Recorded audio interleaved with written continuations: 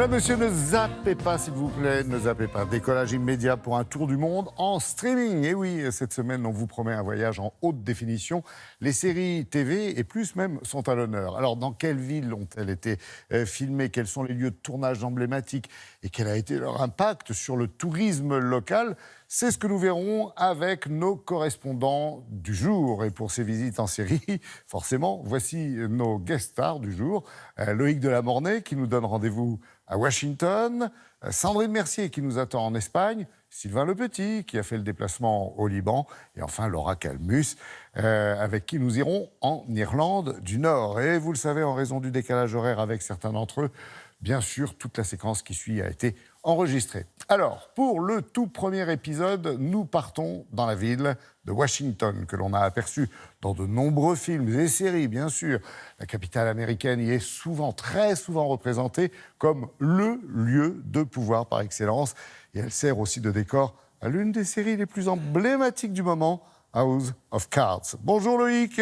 Alors, vous qui vivez sur place, est-ce que cette ville est aussi impressionnante, politique et glaciale que dans la série ?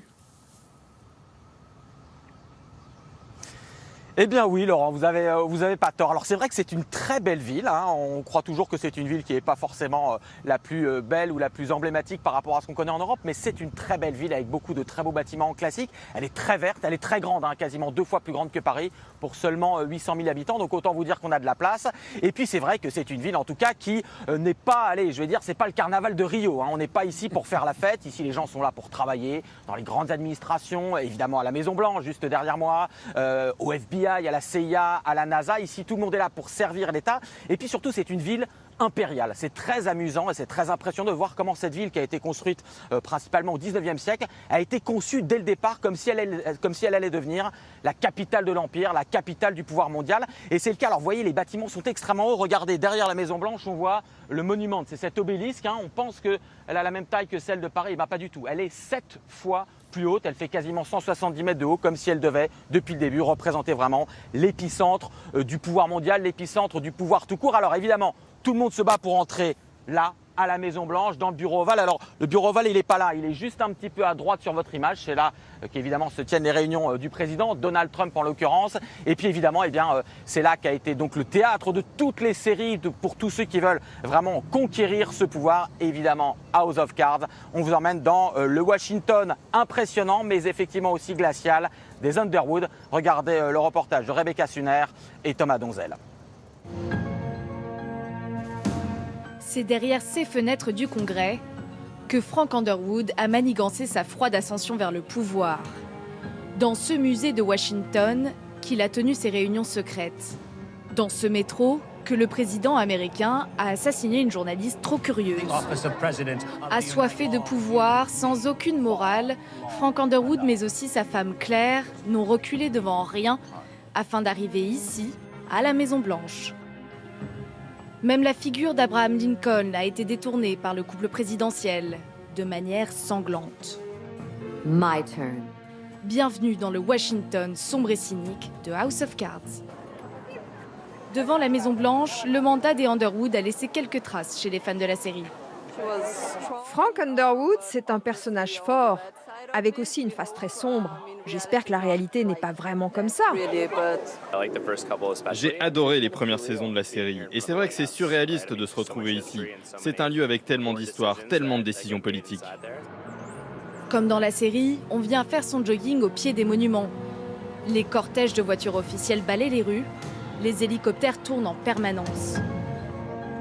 Pour Mike Canning, critique de cinéma, House of Cards met en avant une capitale extrêmement sombre. On voit de très beaux plans de Washington dans le générique. Par contre, la série ne lui rend pas vraiment justice. House of Cards a une vision très cynique de la ville, ce qui correspond sans doute à l'image que les Américains et même les étrangers se font de Washington à travers les films et les séries. Elle passe pour une ville glaçante, malhonnête, vénale et juste épouvantable. Les touristes qui viennent ici ne voient pas ce Washington-là. Par un jour ensoleillé comme ça, c'est en réalité une ville totalement différente. Une ville que connaît bien Elizabeth Thorpe. Cette journaliste est aussi actrice. Dans la dernière saison, elle joue le rôle de la ministre de la Défense dans le gouvernement 100% féminin de Claire Underwood.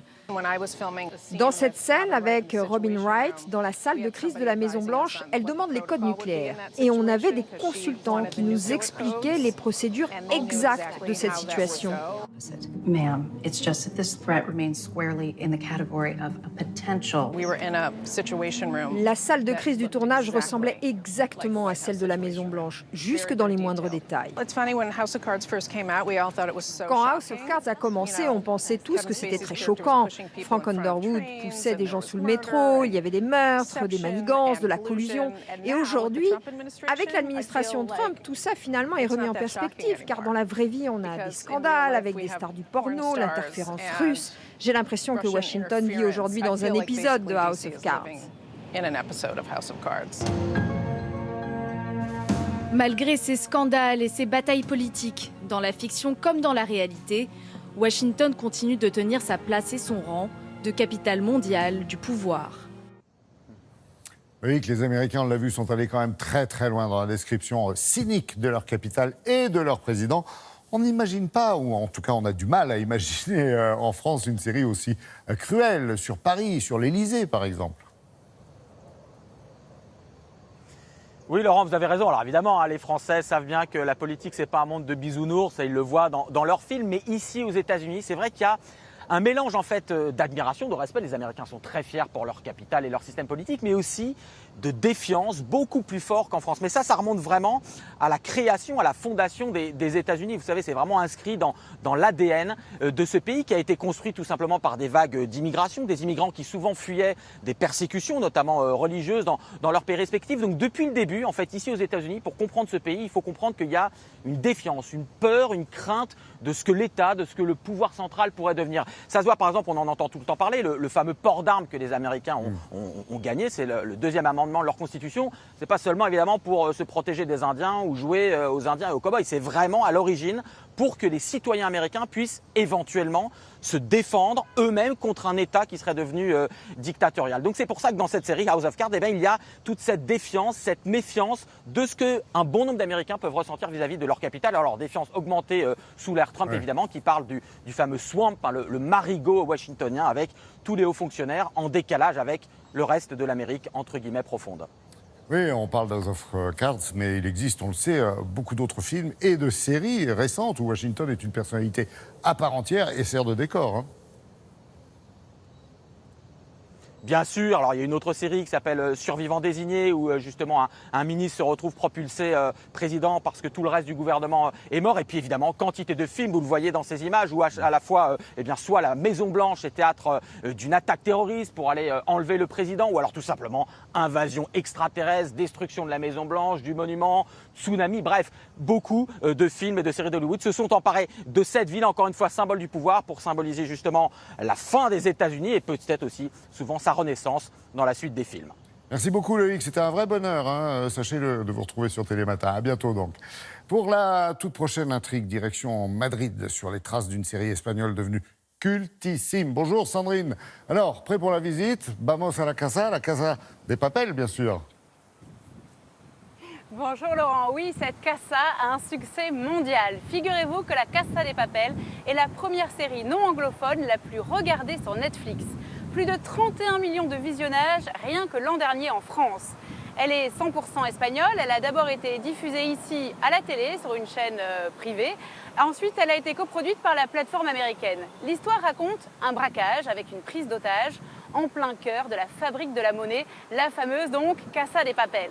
Et si Laurent, vous n'avez vu aucun épisode, je suis sûre que vous n'avez pas pu passer à côté de ces personnages aux combinaisons rouges et au masque de Dali. Je vous emmène donc faire un petit tour à Madrid avec Marie Bolinches et Johan Prodhomme, partis sur les traces de la série pour comprendre l'ampleur de ce phénomène.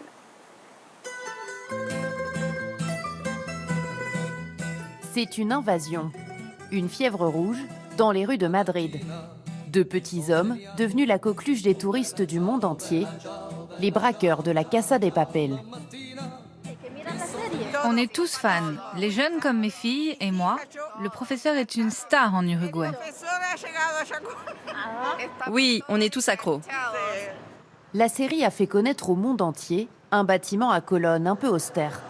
Notre cible, c'est quoi? La Fabrique nationale de la monnaie et du timbre. L'endroit est truffé de caméras et s'apparente à un bunker. Pour y entrer, il faut passer par un contrôle de sécurité strict avant de découvrir la plus grande collection mondiale de monnaies et billets. En réalité, aucun braquage n'a jamais eu lieu ici. Cette série est une pure fiction. Elle implique qu'un groupe de braqueurs armés réussissent à rentrer dans ce bâtiment, qui est protégé par la Guardia Civile, et réussissent à rester plusieurs semaines à l'intérieur pour imprimer des billets. D'accord, c'est très cinématographique, mais c'est impossible. Les billets de banque sont toujours fabriqués dans les sous-sols du musée. Mais pour le tournage, la production a choisi cette imprimerie de la banlieue de Madrid. Chaque nuit, les plus grands journaux espagnols sortent de ces rotatives. Pendant 3 jours, Luis Miguel a assisté l'équipe de la Casa de Papel. Jamais il n'avait vu autant de billets de banque. C'était des copies plus grandes car c'est illégal d'imprimer de vrais billets. À chaque fois que les acteurs devaient tourner près des rotatives, on les mettait en marche pour qu'ils puissent faire des plans des acteurs comme s'ils fabriquaient des billets. À quelques mètres de la fabrique de monnaie, certains fans sont prêts à tout pour revivre le casse du siècle. Cette salle de jeu d'évasion recrée les conditions du braquage et de la prise d'otage à l'identique. Les joueurs sont retenus en otage dans le bureau du directeur de la fabrique de monnaie. Ils doivent résoudre une série d'énigmes pour s'échapper. Le code, c'est 445. Les joueurs doivent ensuite aider les braqueurs à trouver le code du coffre-fort. S'ils n'y arrivent pas, on ne pourra pas s'échapper et prendre avec nous les 2,4 milliards d'euros. C'est possible qu'on reste coincé ici? Oui, la police pourrait arriver, nous tuer ou nous arrêter. Après 2 heures, enfin, le jackpot est à portée de main. Voici la récompense de votre collaboration. Vous nous avez impressionnés. Vous devriez vous lancer dans les braquages. Ouais, on va y songer.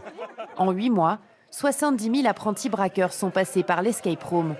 Le succès est tel que les organisateurs envisagent de s'installer à Barcelone et peut-être un jour à Paris.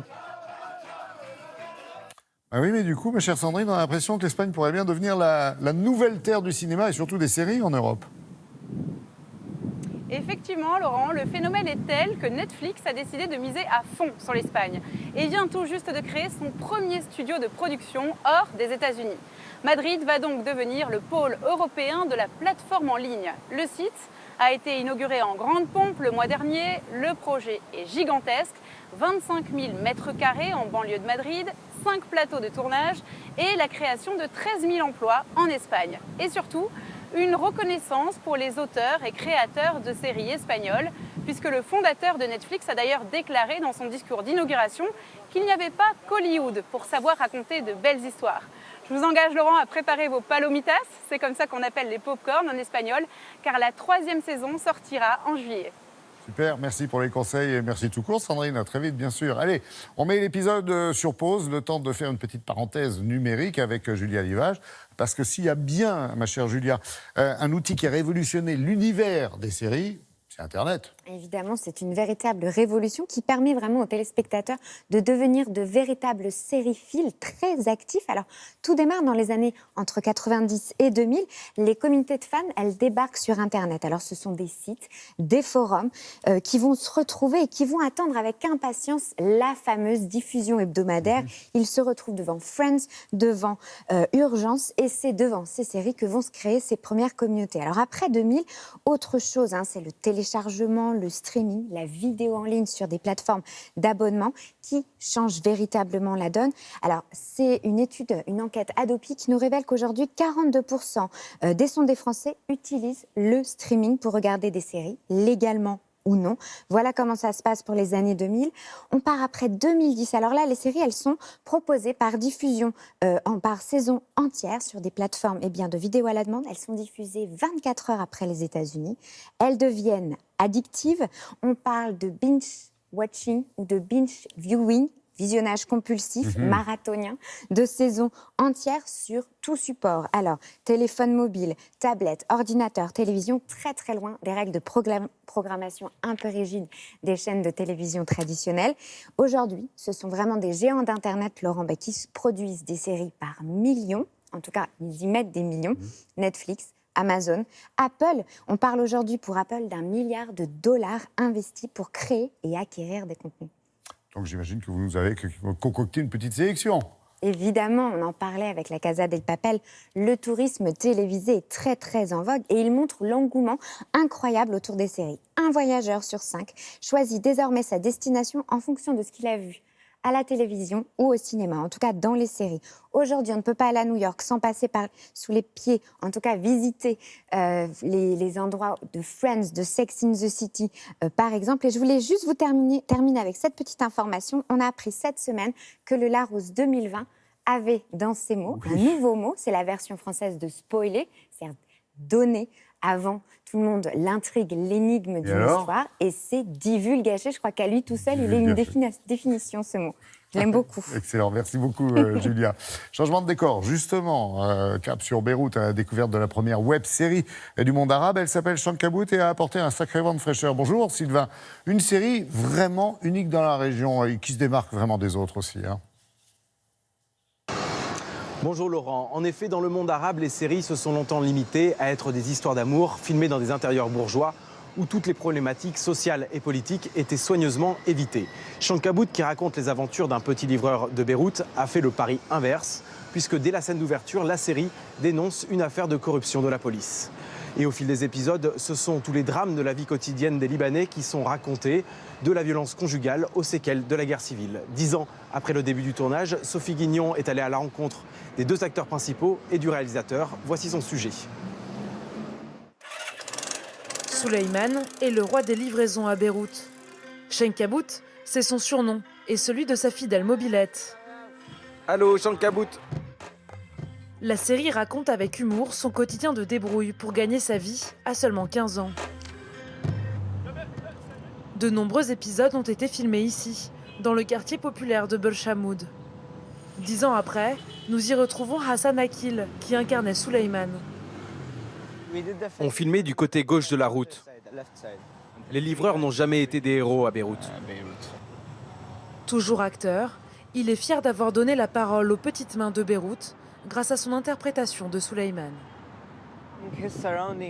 Son environnement social ressemble plus à ce qui nous entoure que les quartiers riches et bourgeois du Liban, que l'on voit généralement dans les séries à la télé, et qui en fait n'existent même pas. Et ce pont va jouer un rôle majeur dans le récit. C'est la scène la plus importante. Je rentre dans quelqu'un et l'histoire commence. Une rencontre accidentelle avec l'héroïne de la web-série, Roueida, une jeune femme qui fuit les coups de son mari. Tu veux chanter, hein? Oublie ça tout de suite. Et qui rêve de devenir une star.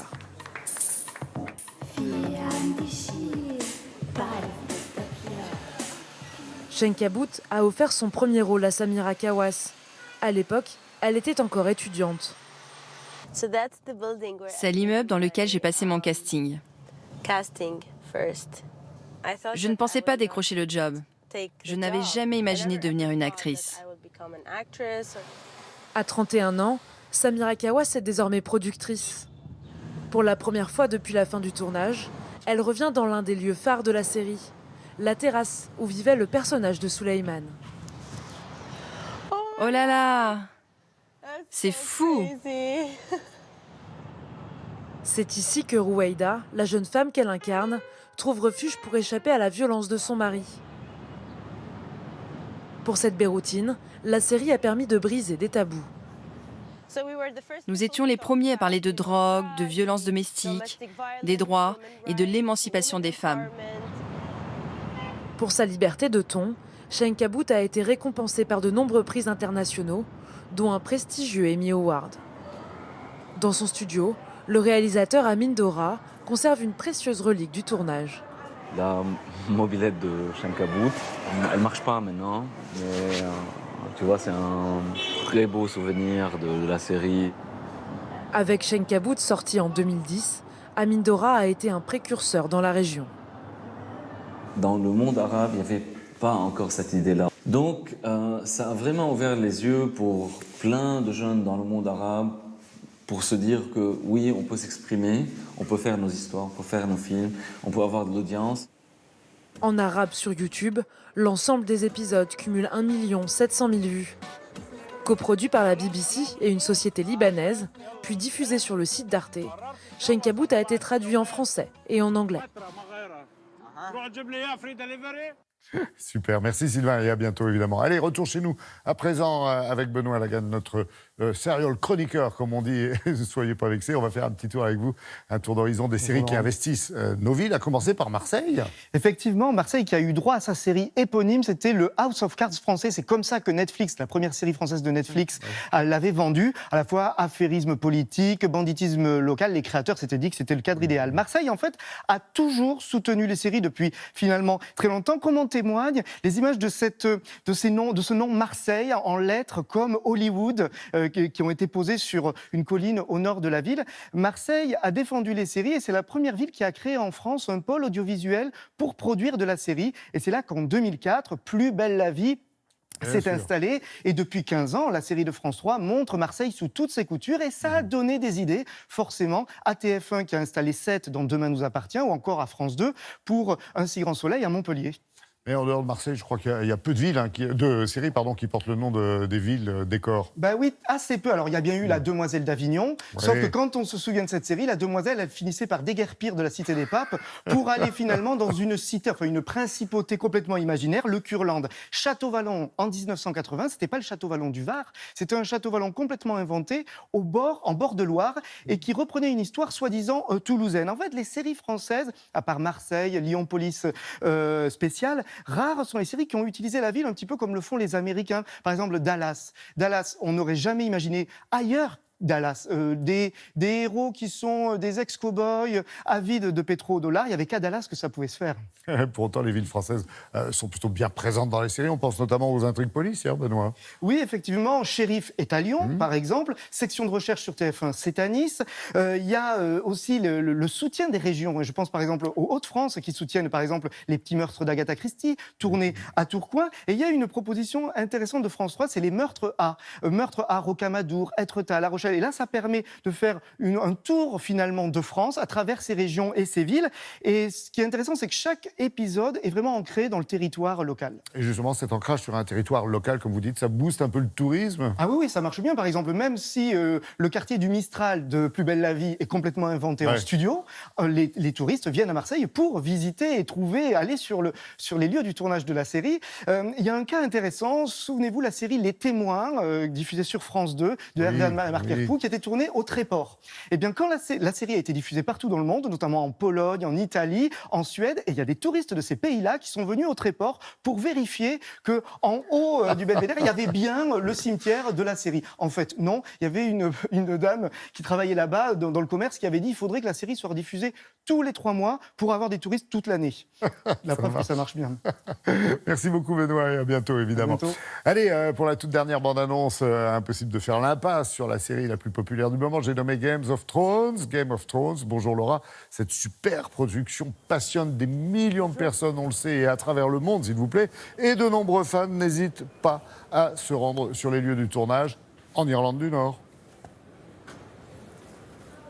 Absolument. Il existe 63 lieux de tournage en Irlande du Nord et la plupart sont accessibles et ouverts au public. Alors les fans de Game of Thrones sont nombreux à aller en Irlande du Nord pour leurs vacances. Les tours opérateurs spécialisés multiplient les excursions car bien plus que des lieux de tournage, l'Irlande du Nord offre une variété de paysages sauvages et spectaculaires avec des montagnes vert émeraude, des falaises déchiquetées ou des forêts mystérieuses. Regardez ce reportage réalisé avec Robin Jalon et Léa Gage.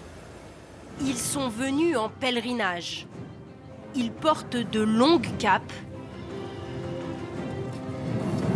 des boucliers d'un autre temps ou des haches de guerre. Sur les traces de leur personnage préféré, ce groupe de touristes venus des 4 coins du monde a débarqué en Irlande du Nord pour s'imprégner des scènes mythiques de l'une des séries les plus populaires du moment.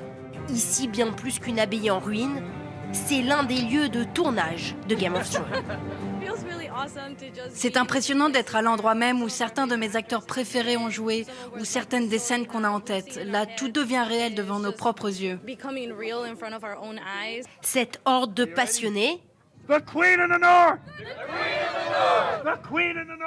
brandissent leurs armes pour acclamer une certaine reine venue du Nord. Surtout une série qui n'a pas d'équivalent là actuellement, même avant on n'avait jamais vu ça. Ça mêle à la fois historique et fantastique, donc c'est hyper intéressant et on s'attache beaucoup aux personnages, donc on a envie de savoir qui finira sur le trône. Finir sur le trône, voici l'enjeu de la série. Sur le continent imaginaire de Westeros, plusieurs familles se battent à la conquête du titre suprême. Un combat sans merci dans un univers médiéval imaginaire, mais tourné dans des endroits bien réels, comme ici, au château de Winterfell. Bienvenue au château de Winterfell. Ce n'est pas aussi grand et impressionnant que dans votre imagination, mais c'est là que tout a commencé. Des touristes captivés qui comprennent enfin l'envers du décor. Ça, c'est la photo de Winterfell sans les effets spéciaux. Et ça, c'est avec. Mais bien plus qu'une série, Game of Thrones a fait évoluer les mentalités selon ce guide. Entre Irlandais du Sud et du Nord, on a grandi séparément, en se regardant d'un œil suspicieux. L'aventure Game of Thrones a changé beaucoup de choses pour moi. Maintenant, j'ai autant d'amis en Irlande du Nord qu'en Irlande du Sud. Il existe 63 lieux de tournage à travers l'Irlande du Nord. Ici, on peut deviner le célèbre mur qui protège des marcheurs blancs. Cette petite jetée va prendre dans la série des allures de port moyenâgeux. À chaque lieu, un panneau explicatif, comme cette grotte obscure accessible à pied, où Mélisandre, surnommée la Femme Rouge, accouche d'un bébé diable.